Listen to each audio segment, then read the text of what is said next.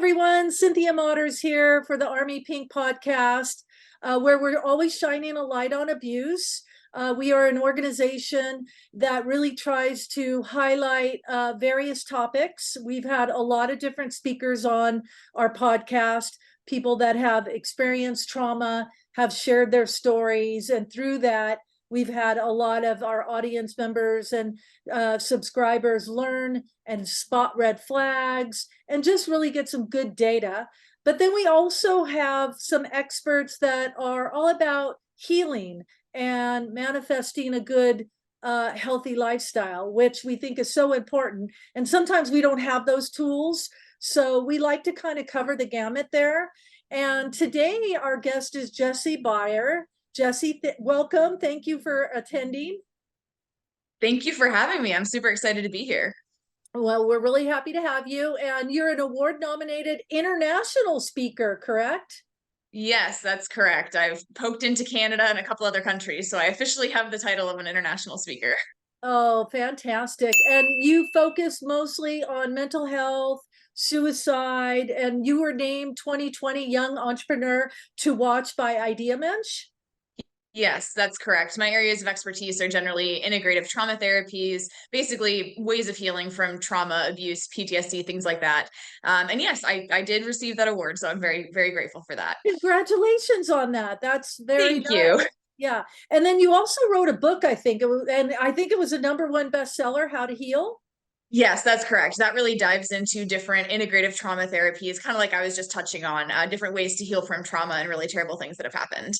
Yeah. Now, on the How to Heal, is that from like, are you talking about one particular experience of how to heal from a certain kind of trauma, or is it centered around, a wide variety of trauma?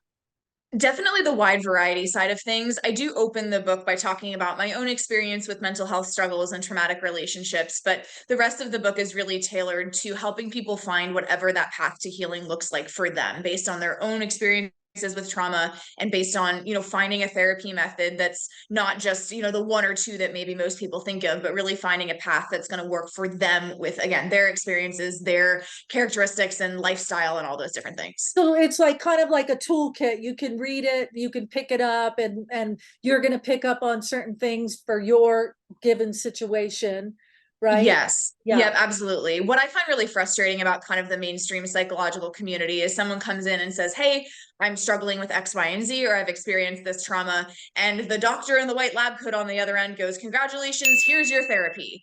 And maybe that isn't going to work.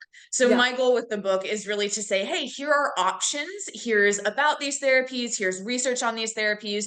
Go try them. Go find what's going to work for you. So I'm not a prescriber of therapy in that sense. I'm more of trying to just be a guide and help people find what's going to end up working best for them. Well, and also educating them of all these different integrated therapies, because, and correct me if I'm wrong, I think I was researching and you highlighted like 9 of them. Yep, there's 9 in there. And that's Which not all of I them. Those are never just the heard 9 that of. I picked. Yeah, I never heard of some of them. So I'm hoping we can touch on some of them. But before we do, I think you were also an EMT, correct? I am, yes. I worked as an EMT when I was in college. I still have my EMT license, but I don't currently work as an EMT anymore.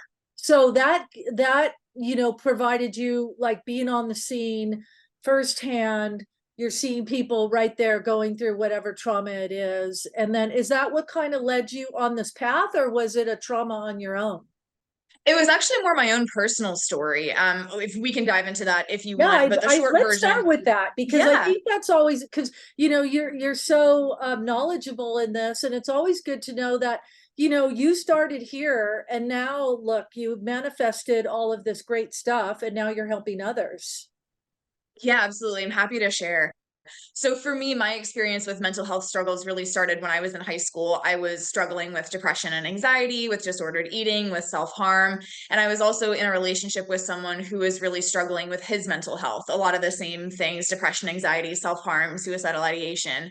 And I'm sure a lot of your listeners and community members can relate to what I'm about to say, which is that I decided I was going to be his everything. I was going to be the person in charge of taking care of every one of his needs. I was going to do whatever it took took to keep him happy and keep him alive. Yep, your face is like, yep, this is Well, this is I've the had narrative so we many hear. people on, and there's this inherent need for us to care, to rescue, to save. Yeah. So Yeah. And that's exactly what it was for me. I was going to be the white knight, the savior. I was going to be the person that took care of him. And my identity was really wrapped up in that. It wasn't just, oh, you know, I love you so much, I'm going to take care of you. It's my entire purpose. The only thing that is driving me forward is keeping you happy and keeping you alive. Obviously, that's not the best approach to a relationship. Was he wanting to commit suicide or something? Is that why he had to like Yes. want to keep him alive? Yeah. Yep, that was really my goal. And he really wanted to die. I really wanted to prevent it. And unfortunately, that relationship did end with his suicide attempt. Oh, I was I'm the so one. sorry. Yeah, well, he's alive.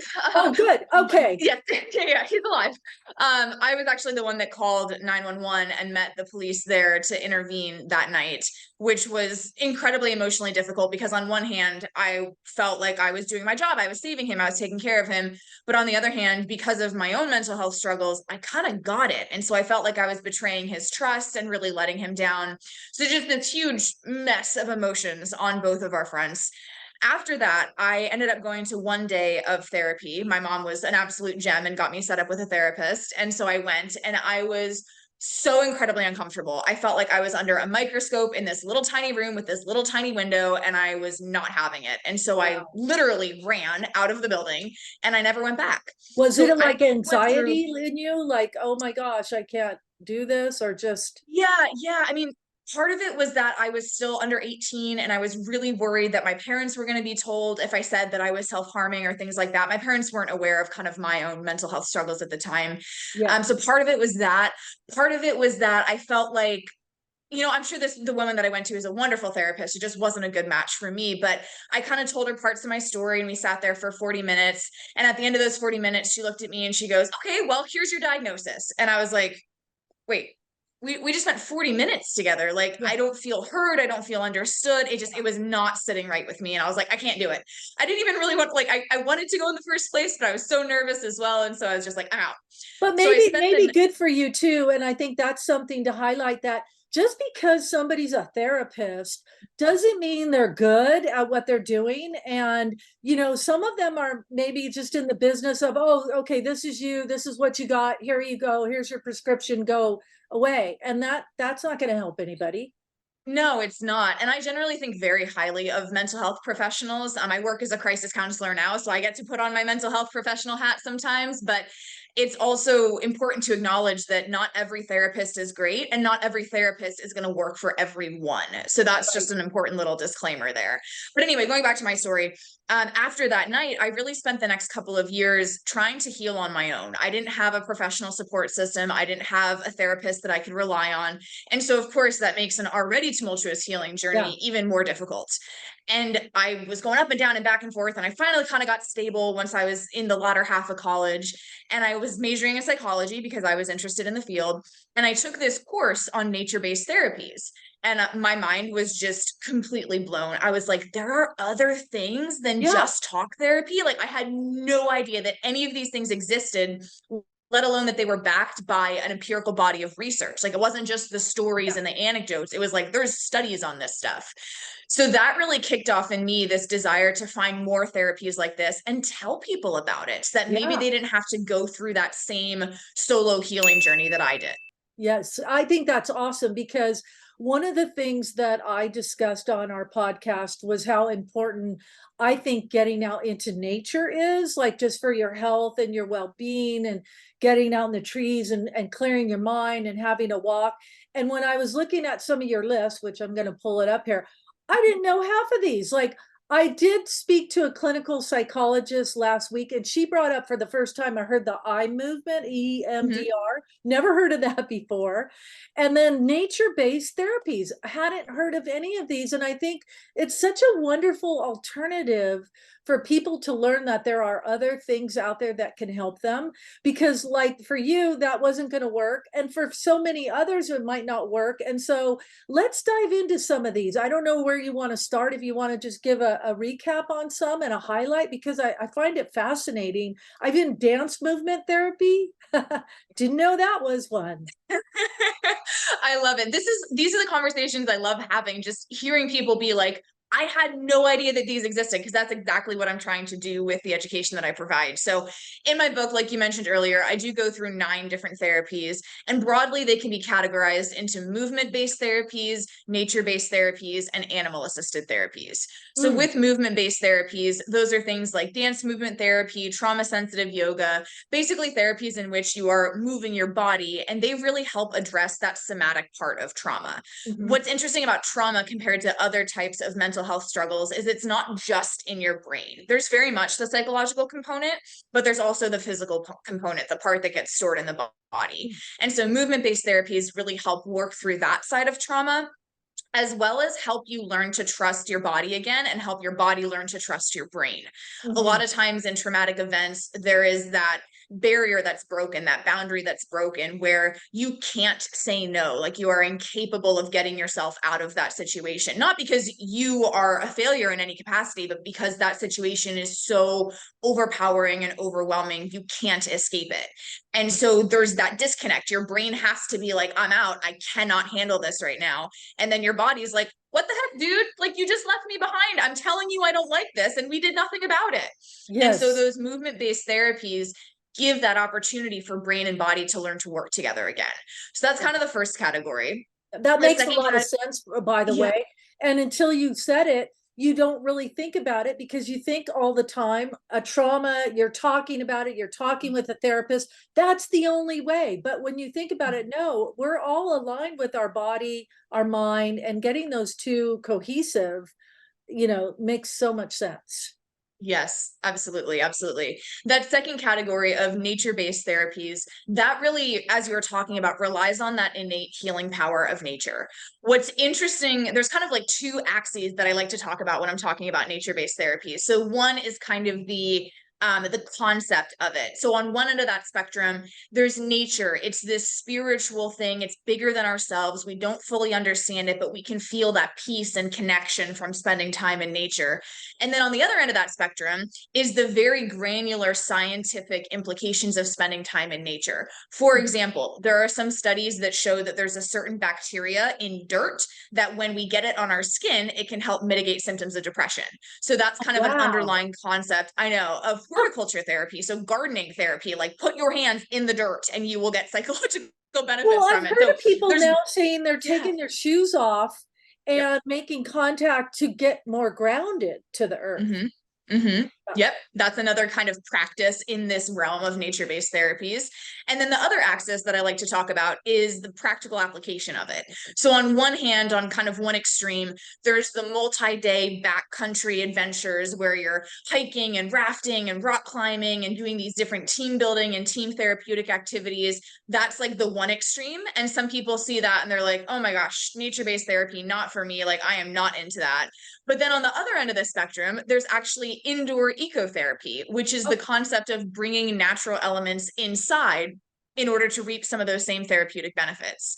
This has a really interesting research underpinning, which is that the first studies on the healing power of nature were done with pictures of nature in patients' hospital rooms. And they found that patients who had nature pictures in their hospital rooms healed faster than those that didn't. So it wasn't even real nature. Like, it wasn't even a window or a plant. It was a picture of nature, and it still had that same benefit.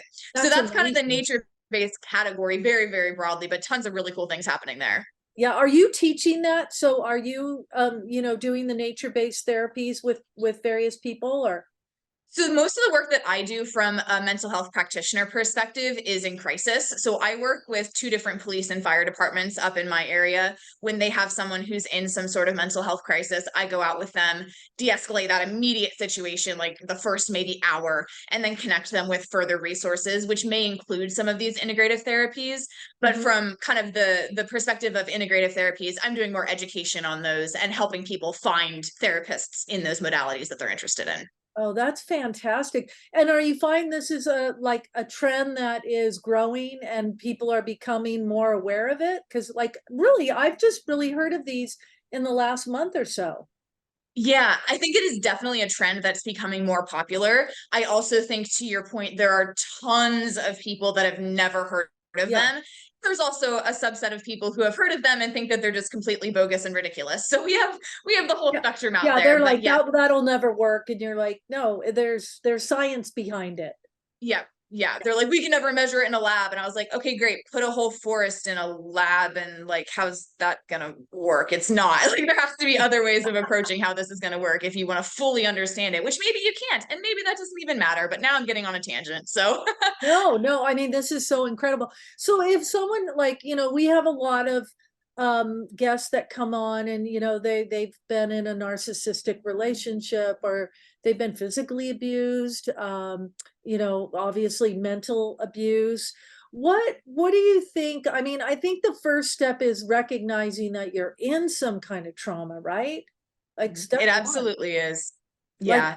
I mean, did you have that moment where, I mean, you were kind of focused on your boyfriend and helping him, so you probably didn't even look at yourself to know that you had some trauma to deal with, correct? Correct. And interestingly enough, I think that I saw my relationship with him as kind of the opposite of trauma. Like that was the only thing that was keeping me from falling over the abyss into complete mental collapse. I was clinging to that identity as his helper without really recognizing that that was really hurting me in the process. And I do want to be very clear, he was struggling. It was not an excuse for how our relationship worked out, but it also does not mean that I blame him for my mental health struggles. Like I was going through my own thing, he was Right. going through his own thing. We just happened to explode in each other's faces. So Yeah. I just want to make that very clear that like I'm not blaming him. I don't Yeah. think he's a terrible person. We were both in pain and we both Maybe took it you out on each found other. comfort in having similarities of trauma that you were going through, and you were feeling good because you felt like you were helping him. But it was Mhm. really, I mean, I'm not a therapist, but maybe you were masking your own. Yeah. Yeah, it definitely took a little bit for me to recognize, okay, maybe this wasn't that healthy. And it took me separating from him to be able to fully see that and start to see, okay, who am I outside of him? And what was also interesting about the time is if you looked at my resume, without knowing what was going on in my head, you would have been like, oh my gosh, this girl has it all together, like multiple varsity sports, perfect GPA, like all of these things on paper were perfect. And so to some people who knew me at the time, they look at me and they're like, what do you mean? Like you have what? Your life was perfect. What do you possibly have to complain about? But it took me separating from him, separating from that like perfect resume pressure, moving halfway around the world. I went to college in Scotland my first Oh, year. wow. So just getting this totally different perspective, like radical changes in everything gave me the opportunity to see, okay, A, who am I outside of him? But B, wow, that wasn't very healthy. Yeah. And how do I Yeah. get to a place where I am more stable, more complete in and of myself without anyone else attached? And then how did you knew that one therapist, like that wasn't gonna jive for you. So Yeah. how did you get yourself on the path to healing and finding what does work for you? Did you just start researching alternative therapies? Yeah, so for me, I really didn't have any sort of professional help along the bulk of my healing journey. Now, I do want to give the caveat and say that I think healing is an ongoing process, and there are still absolutely things that will pop up from my relationship in high school now that I'm like, okay, we're still holding on to some of that mindset, or like, okay, we still have some more work to do. So I think healing is ongoing, but for like the really, really bad years, Hmm? I didn't have anyone in terms of a professional to work with me. What I found particularly helpful was that move and that shift and that just complete change of scenery, scenario. Like there was no chance I was going to run into him on the street. I was on a different continent. Like it Yeah. was just completely, totally different.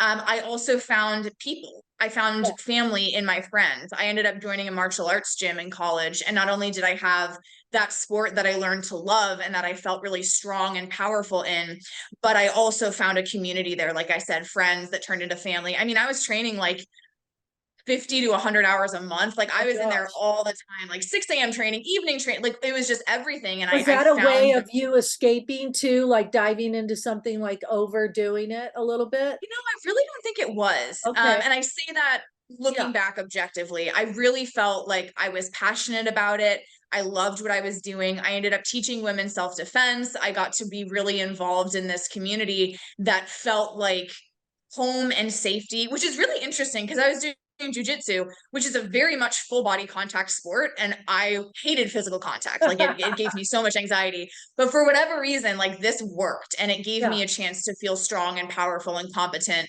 and in control, even while like being contorted into these really weird positions. But like, I don't know, there's just something about it that really was healing to me. And that I think was kind of a turning point, was like when I found that gym, I found those people, I started to get my feet underneath me a little bit. I had goals for the future. I felt like I was making progress towards them.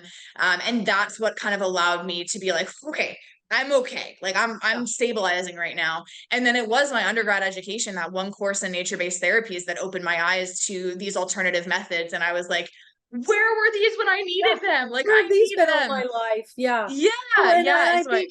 I think it's important too, like you tried something you felt you normally wouldn't have, and you dove head into it and you put in all those hours.